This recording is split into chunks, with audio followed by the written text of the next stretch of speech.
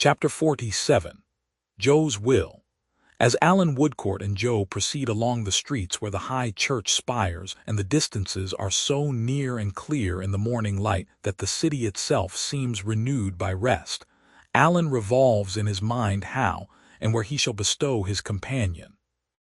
It surely is a strange fact, he considers, that in the heart of a civilized world this creature in human form should be more difficult to dispose of than an unowned dog. But it is none the less a fact because of its strangeness, and the difficulty remains. At first he looks behind him often to assure himself that Joe is still really following. But look where he will, he still beholds him close to the opposite houses, making his way with his wary hand from brick to brick and from door to door, and often, as he creeps along, glancing over at him watchfully. Soon satisfied that the last thing in his thoughts is to give him the slip, Alan goes on, considering with a less divided attention what he shall do. A breakfast stall at a street corner suggests the first thing to be done. He stops there, looks round, and beckons Joe. Joe crosses and comes halting and shuffling up, slowly scooping the knuckles of his right hand round and round in the hollowed palm of his left, kneading dirt with a natural pestle and mortar. What is a dainty repast to Joe is then set before him, and he begins to gulp the coffee and to gnaw the bread and butter, looking anxiously about him in all directions as he eats and drinks, like a scared animal. But he is so sick and miserable that even hunger has abandoned him. "I thought I was a most starvin', sir," says Joe, soon putting down his food, "but I don't know nothink, not even that. I don't care for eating wittles nor yet for drinking on 'em." And Joe stands shivering and looking at the breakfast wonderingly. Alan Woodcourt lays his hand upon his pulse and on his chest. "Draw breath, Joe. It draws," says Joe, "as heavy as a cart." He might add, and rattles like it, but he only mutters, "I'm a-moving on, sir." Alan looks about for an apothecary's shop. There is none at hand, but a tavern does as well or better. He obtains a little measure of wine and gives the lad a portion of it very carefully. He begins to revive almost as soon as it passes his lips. "We may repeat that dose, Joe," observes Alan after watching him with his attentive face. "So, now we will take 5 minutes' rest and then go on again." Leaving the boy sitting on the bench of the breakfast stall, with his back against an iron railing, Alan Woodcourt paces up and down in the early sunshine, casting an occasional look towards him without appearing to watch him. It requires no discernment to perceive that he is warmed and refreshed. If a face so shaded can brighten, his face brightens somewhat, and by little and little he eats the slice of bread he had so hopelessly laid down. Observant of these signs of improvement, Alan engages him in conversation, and elicits to his no small wonder the adventure of the lady in the veil, with all its consequences. Joe slowly munches as he slowly tells it. When he has finished his story and his bread, they go on again. Intending to refer his difficulty in finding a temporary place of refuge for the boy to his old patient, zealous little Miss Flite, Alan leads the way to the court where he and Joe first foregathered. But all is changed at the rag and bottle shop. Miss Flite no longer lodges there. It is shut up, and a hard-featured female, much obscured by dust, whose age is a problem, but who is indeed no other than the interesting Judy, is tart and spare in her replies. These sufficing, however, to inform the visitor that Miss Flite and her birds are domiciled with a Mrs. Blinder, in Bell Yard, he repairs to that neighboring place, where Miss Flite, who rises early that she may be punctual at the divan of justice held by her excellent friend, the Chancellor, comes running downstairs with tears of welcome and with open arms. "My dear physician," cries Miss Flite, "my meritorious, distinguished, honorable officer," she uses some odd expressions, but is as cordial and full of heart as sanity itself can be, more so than it often is. Alan, very patient with her, waits until she has no more raptures to express, then points out Joe, trembling in a doorway, and tells her how he comes there. "Where can I lodge him hereabouts for the present?" Now you have a fund of knowledge and good sense, and can advise me." Miss Flite, mighty proud of the compliment, sets herself to consider, but it is long before a bright thought occurs to her. Mrs. Blinder is entirely let, and she herself occupies poor Gridley's room. "Gridley!" exclaims Miss Flite, clapping her hands after a 20th repetition of this remark. "Gridley, to be sure. Of course, my dear physician. General George will help us out." It is hopeless to ask for any information about General George, and would be, though Miss Flite had not already run upstairs to put on her pinched bonnet and her poor little shawl, and to arm herself with her reticule of documents. But as she informs her physician in her disjointed manner on coming down in full array that General George, whom she often calls upon, knows her dear Fitz Jarndyce and takes a great interest in all connected with her, Alan is induced to think that they may be in the right way. So he tells Joe, for his encouragement, that this walking about will soon be over now, and they repair to the General's. Fortunately, it is not far. From the exterior of George's shooting gallery and the long entry and the bare perspective beyond it, Alan Woodcourt augurs well. He also descries promise in the figure of Mr. George himself, striding towards them in his morning exercise with his pipe in his mouth, no stock on, and his muscular arms, developed by broadsword and dumbbell, weightily asserting themselves through his light shirt sleeves. "Your servant, sir," says Mr. George with a military salute, good-humoredly smiling all over his broad forehead up into his crisp hair. He then defers to Miss Flite, as with great stateliness, and at some length, she performs the courtly ceremony of presentation. He winds it up with another "Your servant, sir," and another salute. "Excuse me, sir, a sailor, I believe," says Mr. George. "I am proud to find I have the air of one," returns Alan, "but I am only a sea-going doctor." "Indeed, sir. I should have thought you was a regular bluejacket myself." Alan hopes Mr. George will forgive his intrusion the more readily on that account, and particularly that he will not lay aside his pipe, which, in his politeness, he has testified some intention of doing. "You are very good, sir," returns the trooper, "as I know by experience that it's not disagreeable to Miss Flite, and since it's equally agreeable to yourself," and finishes the sentence by putting it between his lips again. Alan proceeds to tell him all he knows about Joe, unto which the trooper listens with a grave face. "And that's the lad, sir, is it?" he inquires, looking along the entry to where Joe stands staring up at the great letters on the whitewashed front, which have no meaning in his eyes. "That's he," says Alan. "And Mr. George, I am in this difficulty about him. I am unwilling to place him in a hospital, even if I could procure him immediate admission, because I foresee that he would not stay there many hours if he could be so much as got there. The same objection applies to a workhouse.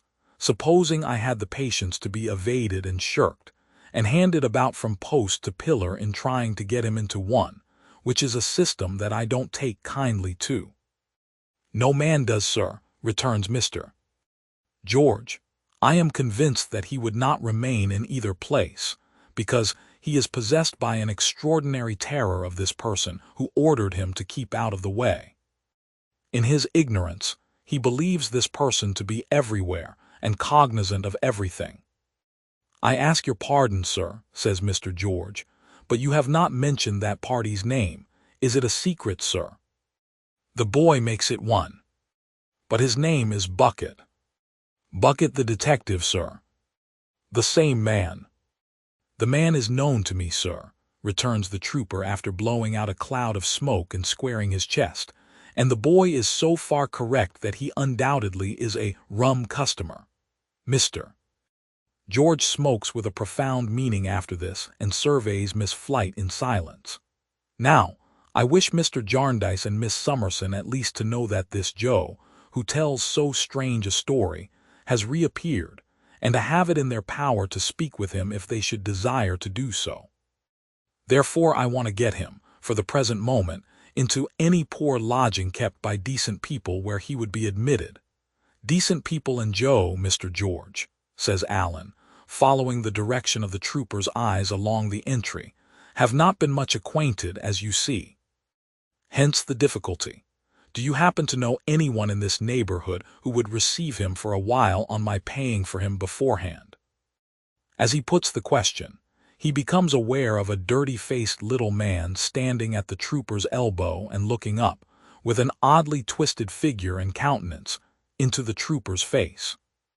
After a few more puffs at his pipe, the trooper looks down asking at the little man, and the little man winks up at the trooper.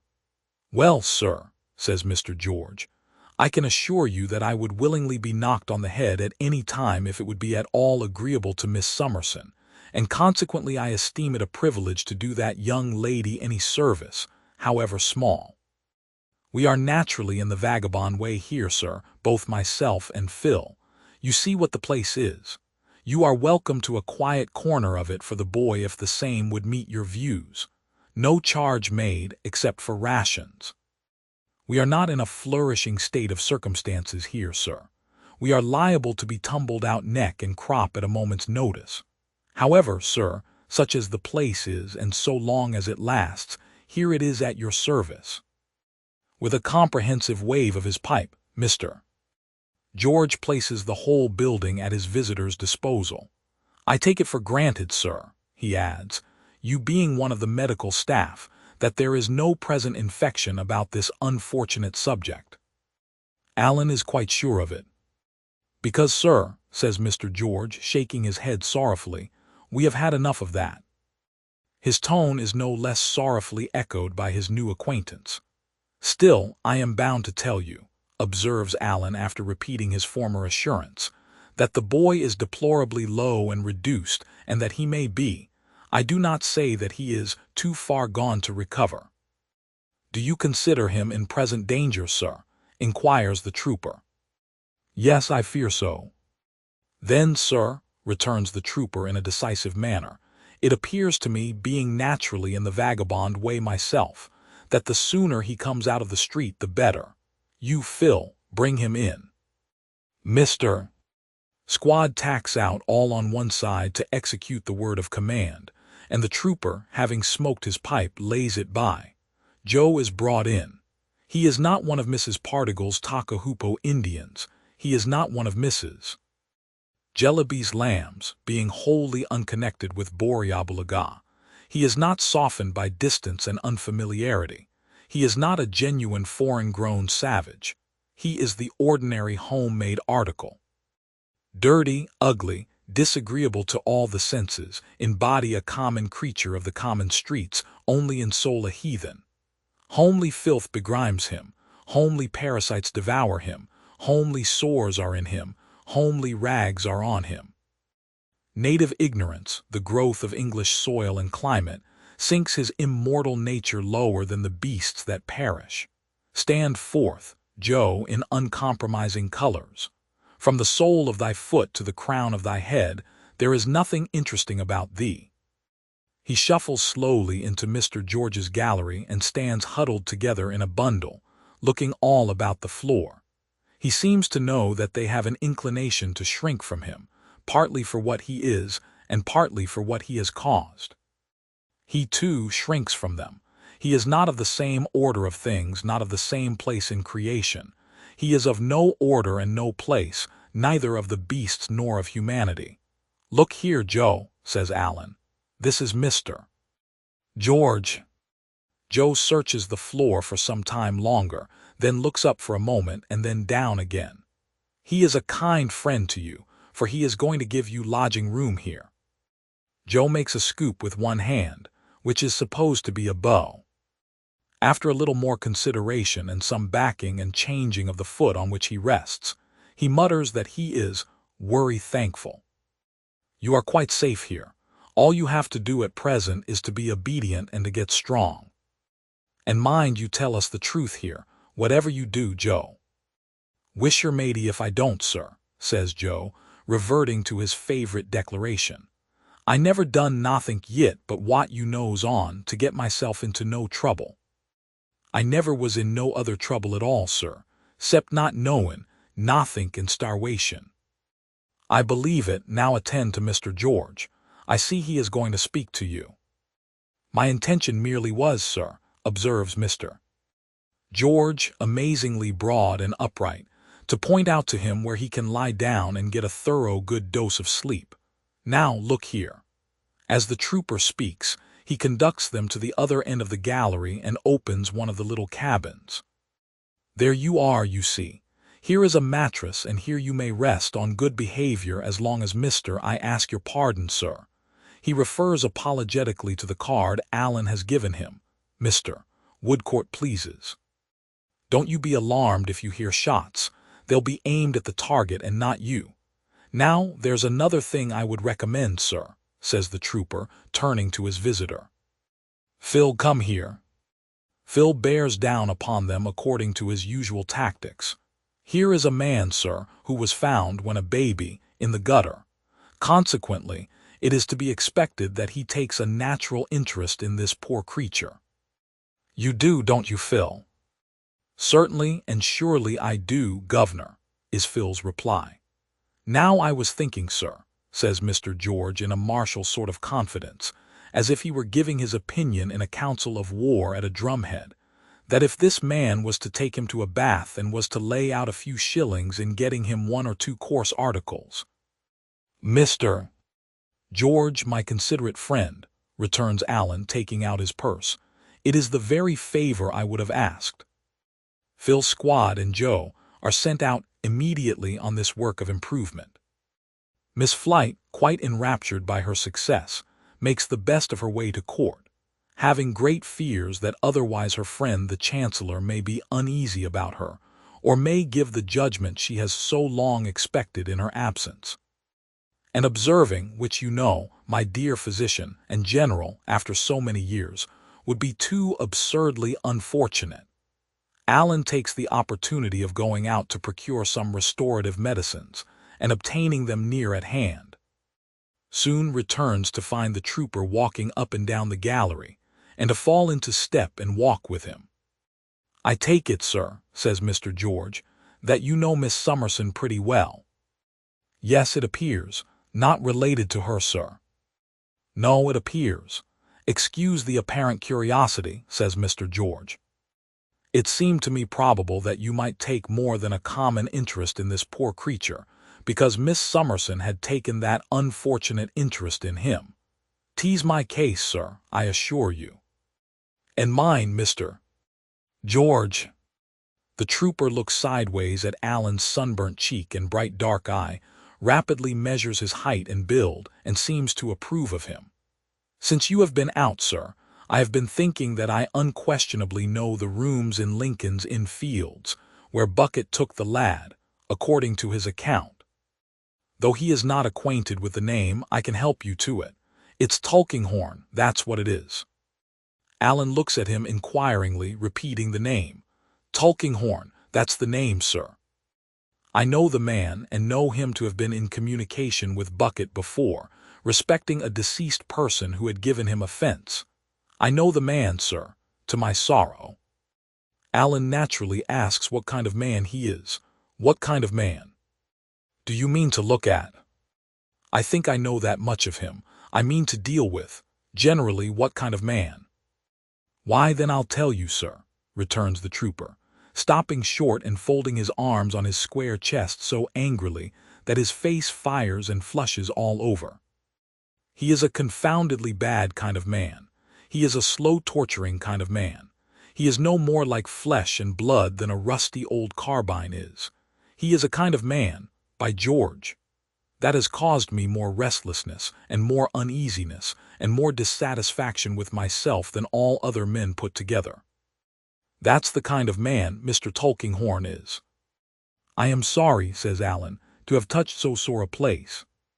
Sore? The trooper plants his legs wider apart, wets the palm of his broad right hand, and lays it on the imaginary mustache. It's no fault of yours, sir, but you shall judge. He has got a power over me. He is the man I spoke of just now as being able to tumble me out of this place neck and crop. He keeps me on a constant seesaw. He won't hold off and he won't come on. If I have a payment to make him, or time to ask him for, or anything to go to him about. He don't see me, don't hear me. Passes me on to Melchizedek, in Clifford's Inn. Melchizedek's in Clifford's Inn passes me back again to him. He keeps me prowling and dangling about him as if I was made of the same stone as himself.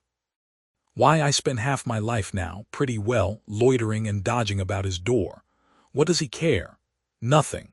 Just as much as the rusty old carbine I have compared him to. He chafes and goads me till, bah, nonsense. I am forgetting myself.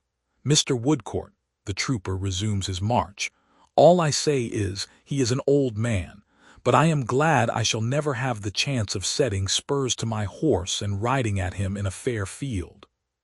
For if I had that chance, in one of the humors he drives me into, he'd go down, sir.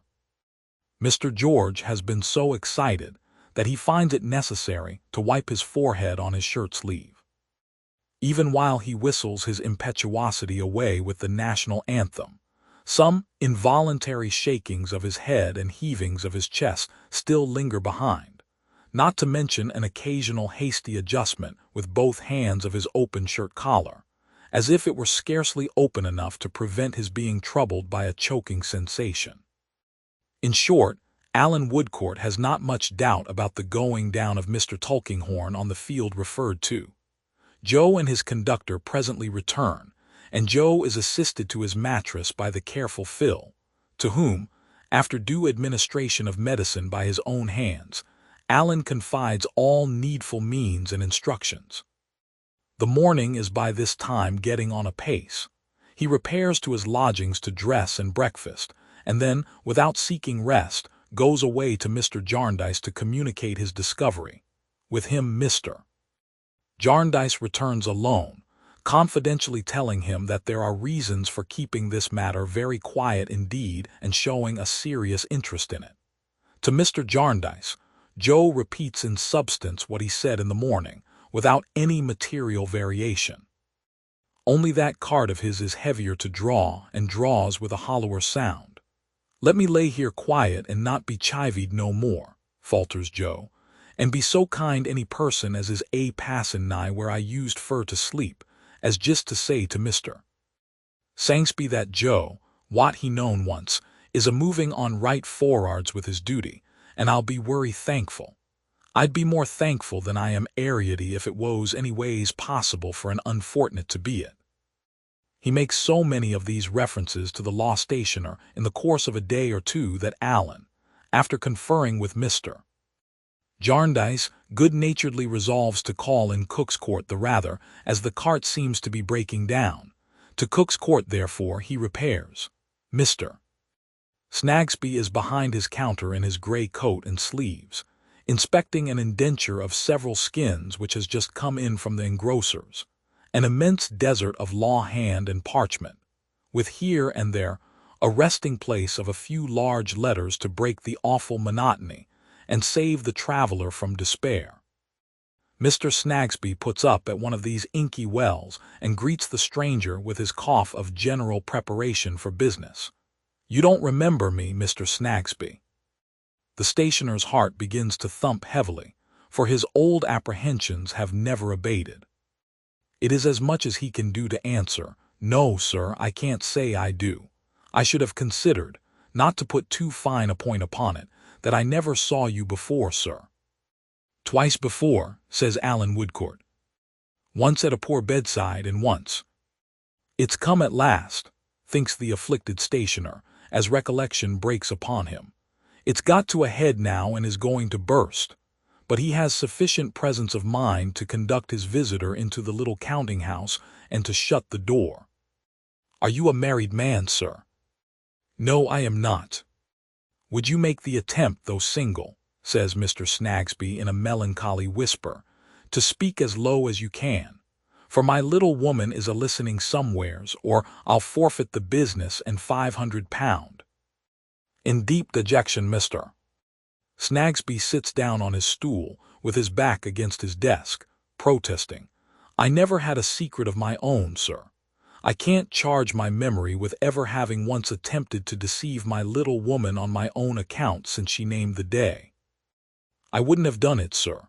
Not to put too fine a point upon it, I couldn't have done it, I durstn't have done it.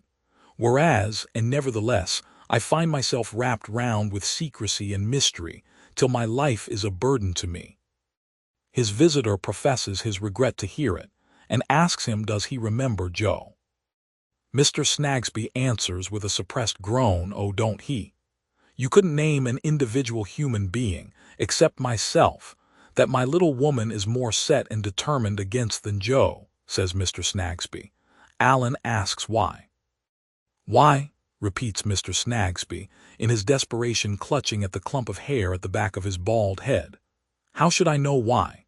But you are a single person, sir, and may you long be spared to ask a married person such a question. With this beneficent wish, Mr. Snagsby coughs a cough of dismal resignation, and submits himself to hear what the visitor has to communicate. There again, says Mr. Snagsby, who, between the earnestness of his feelings and the suppressed tones of his voice, is discolored in the face. At it again, in a new direction. A certain person charges me in the solemnest way not to talk of Joe to anyone, even my little woman. Then comes another certain person, in the person of yourself, and charges me, in an equally solemn way, not to mention Joe to that other certain person above all other persons. Why, this is a private asylum. Why, not to put too fine a point upon it, this is Bedlam, sir, says Mr. Snagsby. But it is better than he expected after all, being no explosion of the mine below him or deepening of the pit into which he has fallen. And being tender-hearted and affected by the account he hears of Joe's condition, he readily engages to look round, as early in the evening as he can manage it quietly. He looks round very quietly when the evening comes, but it may turn out that Mrs. Snagsby is as quiet a manager as he. Joe is very glad to see his old friend and says, when they are left alone, that he takes it uncommon kind as Mr. Sangsby should come so far out of his way on accounts of sich as him. Mr. Snagsby, touched by the spectacle before him, immediately lays upon the table half a crown, that magic balsam of his for all kinds of wounds. And how do you find yourself, my poor lad? Inquires the stationer with his cough of sympathy. I am in luck, Mr. Sangsby, I am, returns Joe, and don't want for nothink. I'm more comfortabler nor you can't think. Mr. Sangsby. I'm worry sorry that I done it, but I didn't go for to do it, sir. The stationer softly lays down another half-crown and asks him what it is that he is sorry for having done. Mr.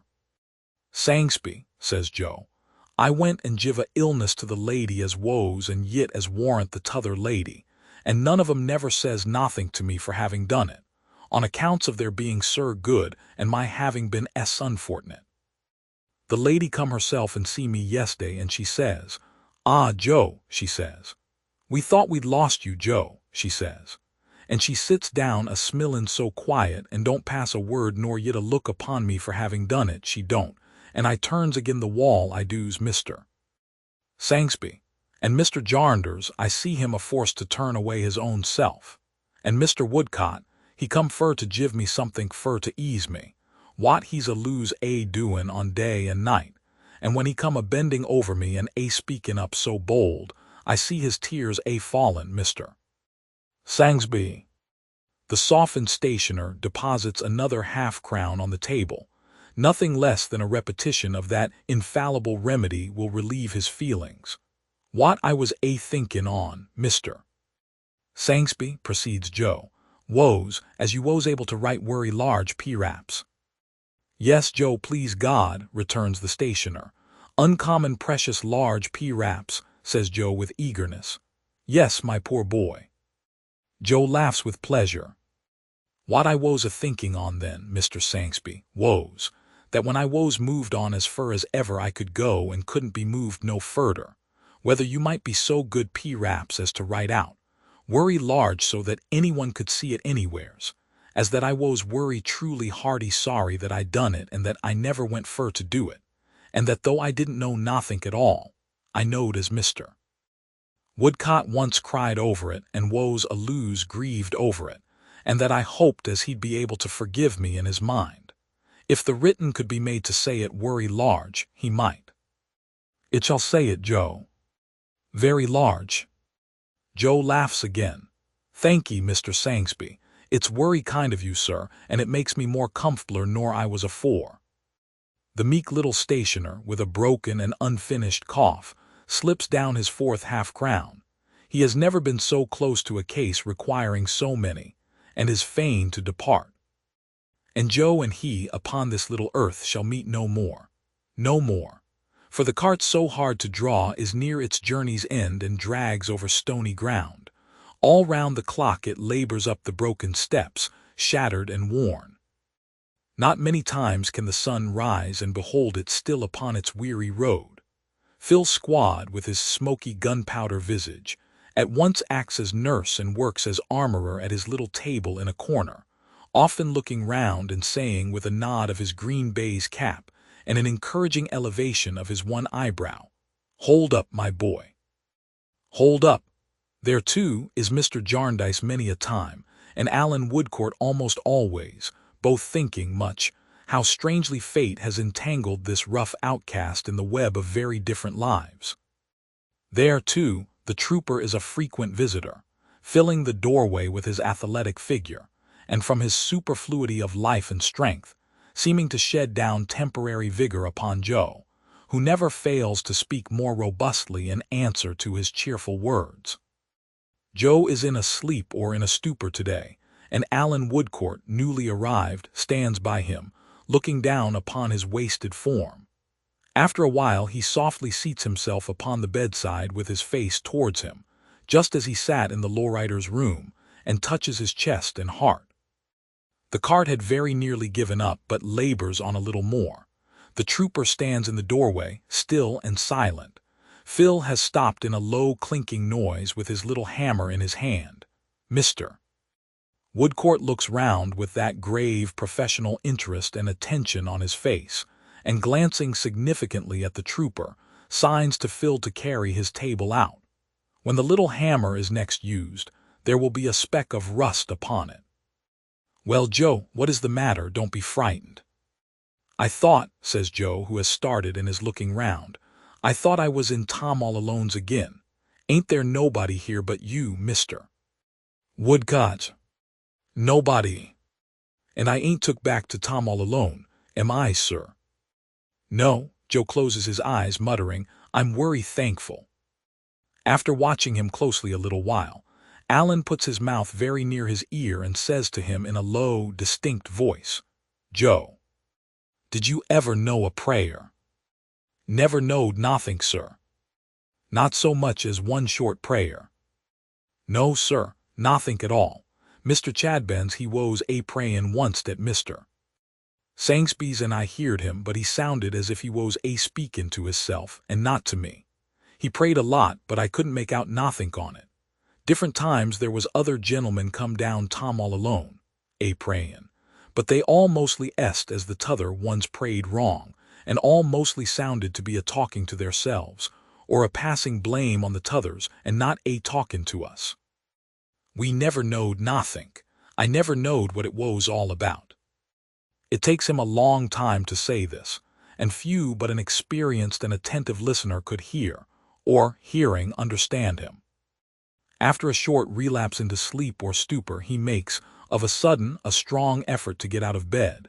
"Stay, Joe, what now?"